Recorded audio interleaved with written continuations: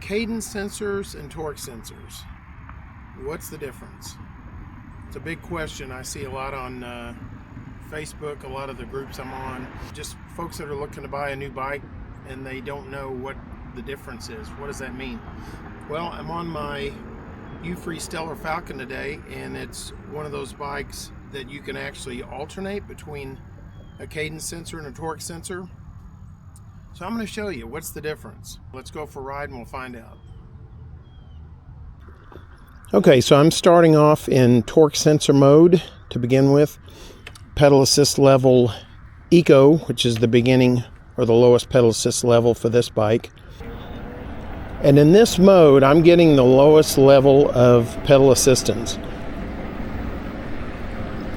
So it's still assisting me, but I'm having to push, I'm having to pedal.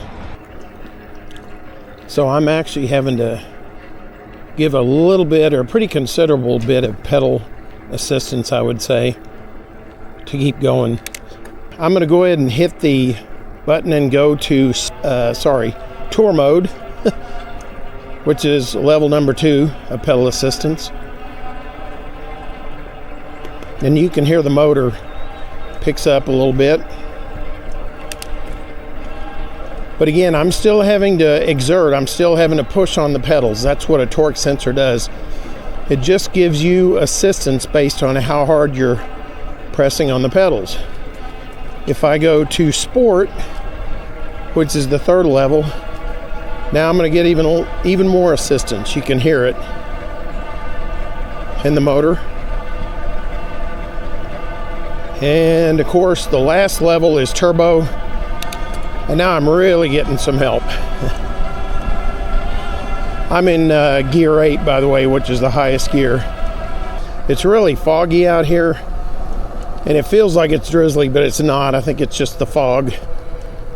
But won't stop me. So I've now switched into cadence sensor mode. And basically, I'm back in Eco, which is the lowest level of pedal assist. And I'm not really having to push hard on the pedals at all. The pedals are turning. I'm just not pushing at all. So I'm going to bump it up one level, and you'll see that I definitely get a lot more assistance. But again, I am not pressing or pushing hard on the pedals. It's just pushing me along. Whoa, in fact, I need to slow down. I'm still in tour mode and in cadence sensor mode, which a lot of your more affordably priced bikes are going to have cadence sensors. You can still get a torque sensor on some bikes, but they're going to cost a little more generally.